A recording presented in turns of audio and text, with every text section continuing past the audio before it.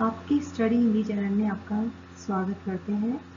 आज हम ग्रेड 7 का पार्ट 6 पढ़ेंगे, जिसका नाम है अत्रम पत्राचार। अत्रम पत्राचार के यह एक पत्र है। इसमें दो लेखक हैं, श्री जगदीश चंद्र बसु और दूसरा लेखक है श्री रविंद्रनाथ ठाकुर।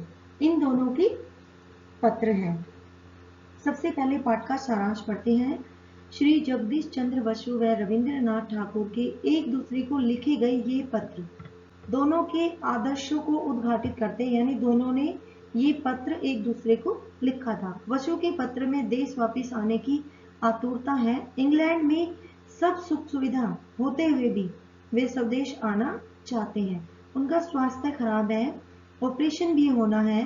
वे 2 वर्षों से ज्यादा वहां नहीं रुकना चाहते। रविंद्रनाथ अपने पत्र में शांति निकेतन की योजना बताते हैं। यह विद्यालय प्राचीन गुरुकुल के समान होगा। अध्यापक व विद्यार्थी सादा जीवन व्यतीत करेंगे, उच्च आदेशों पर चलेंगे। वे अपनी पुत्री के विवाह का समाचार भी देते हैं और अपनी हिंदी में छपी कहानी पर प्रसन्नता भी जताते हैं। ये सब पढ़ा हमने पाठ का सारांश। चलिए अब शुरू करते हैं अत्रम पत्राचार। आप जानते ही हैं, मनोबल पुरस्कार पाने वाले एकमात्र भारतीय रचनाकार श्री रविंद्रनाथ ठाकुर वनस्पतियों में भी प्राण होते हैं। इस तथ्य की सर्वप्रथम खोज करने वाले भारतीय वैज्ञानिक हैं जगदीश चंद्र बसु। इन दोनों में घनिष्ठ मित्रता थी। अपने पत्रों के माध्यम से दोनों ही एक दूसरे को बहुत कुछ बताया करते थे। पाठ प्रवेश।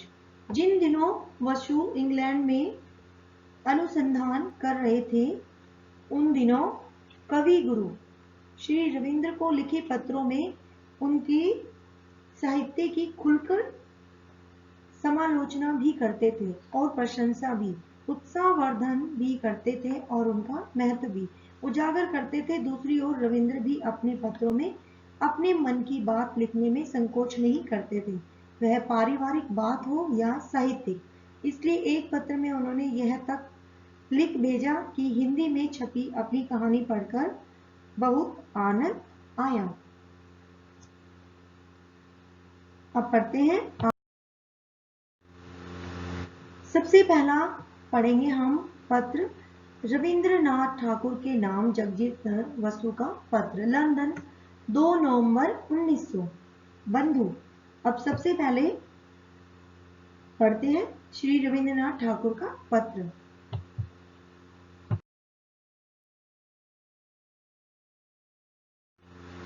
तुम्हारे 2 पत्र पाकर अत्यधिक प्रसन्न हुआ। पिछले 2 महीनों से मेरे मन में दिन रात संघर्ष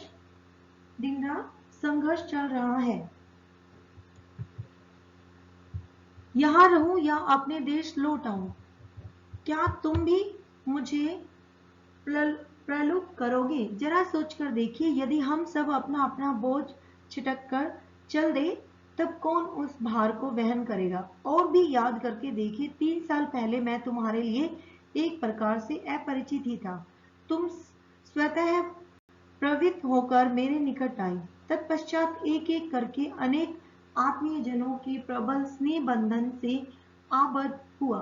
आम लोग जिन बंधनों में जकड़े रहते हैं, मैं उन सबसे मुक्त हूं। फिर भी मैं उस आंचल का बंधन काटकर अलग नहीं हो सकता।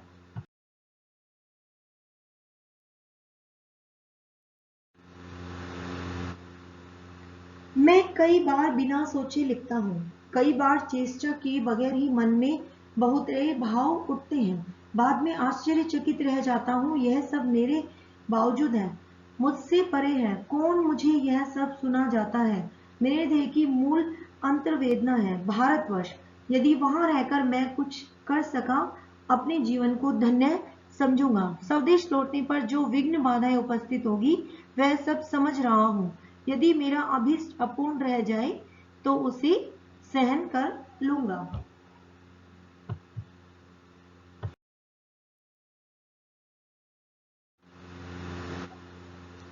न जाने कितने काम अधूरे पड़े हैं, कहीं नहीं कह नहीं सकता। अब तक कुछ भी नहीं कर पाया। यंत्र तैयार करने में बहुत समय लग रहा है। जान पड़ता है यदि यहाँ 2 बरस रह गया तो बहुत सारे काम संपन्न कर लूंगा। यहाँ जो तकलीफ हुई थी अब काफी ठीक है, किंतु स्वदेश लौटने के पूर्व ऑपरेशन करवाना जरूरी है। कुछ बकाया पेपर लिखने के बाद डॉक्टर के हाथों अपना जीवन सुपुर्द कर दूंगा। कई दिनों से तुमने अपनी रचनाएं नहीं भेजी, जरूर भेजना। मेरी धारणा है कि तुम्हारी कविताएं चिरकाल तक संपादित करती रहेगी। तुम्हारी रचनाएं जिस तरह मुझे उत्वेलित करती हैं उसी तरह असंख्य लोगों को भी उत्वेलित करे, प्रज्वलित करे। तुम्हारा जगदीश।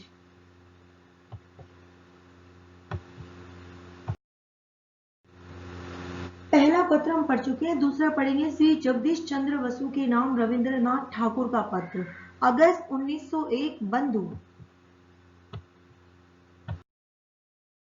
तुम्हारा चित्र पाकर खुश हुआ। कैसी सुंदर छवि अंकित हुई है। यह तस्वीर मेरे लेखन गृह की शोभा बढ़ाएगी। शांति निकेतन में एक विद्यालय खोलने के लिए विशेष प्रयत्नशील हूँ। वहां प्राचीन समय के गुरुकुल जैसा ही नियम तंत्र होगा। विलासिता की कहीं गंध मात्र भी नहीं होगी। अमीर गरीब सबको सादगी का पालन करना होगा। उपयुक्त अध्यापक लाख ढूंढने पर भी नहीं मिल पाते। इस युग की विद्या और उस युग की प्रकृति दोनों का एक ही जगह मिलन संभव नहीं। किसी महान कार्य से स्वार्थ और आडंबर को बचाकर रखना किसे अच्छा नहीं लगता।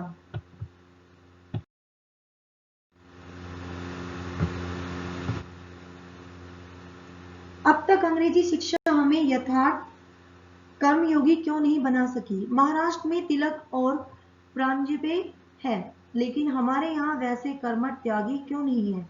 बाल्यावस्था से ही सादगी ने धारण करके हम लोग सच्चे अर्थ में भारतीय नहीं बन सकते।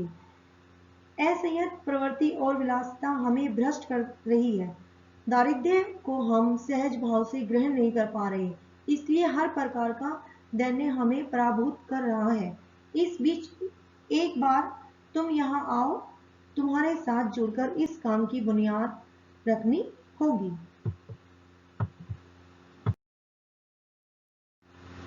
उस दिन सरस्वती नाम की एक हिंदी पत्रिका में देखा कि मेरी छोटी कहानी मुक्ति का उपाय प्रकाशित हुई है। हिंदी में पढ़ना मुझे अच्छा लगा, कहीं भी रस भंग नहीं हुआ। एक खबर तुम्हें दे नहीं पाया, अचानक मेरी मछली बेटी रेणुका की शादी हो गई। एक डॉक्टर ने आकर मुझसे कहा मैं शादी करूंगा। मैंने कहा करो। जिस दिन यह बात हुई उसके तीसरे दिन ही ब्याह हो गया।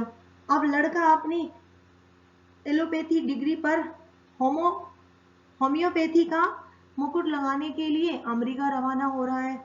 वहां ज्यादा दिन रहना नहीं होगा। लड़का अच्छा है, विनयी और कुशल है। तुम्हारा रवि।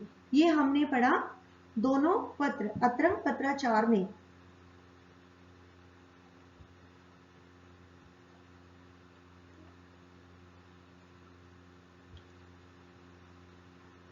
इसमें हमने पढ़ा दोनों मित्रों ने आपस में एक दूसरे को पत्र लिखकर अपनी बातें बताई है।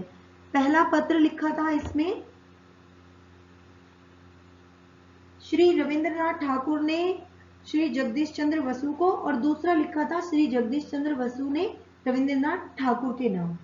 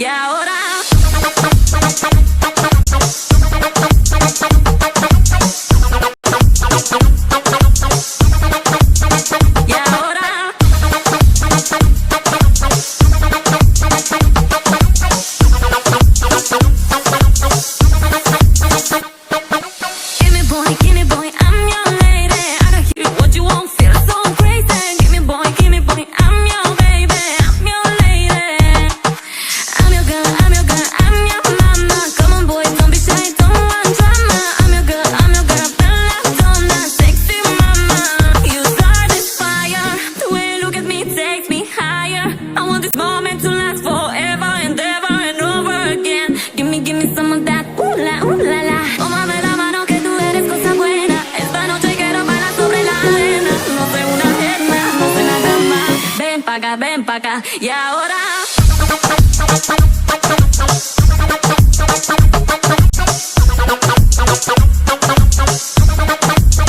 Y ahora.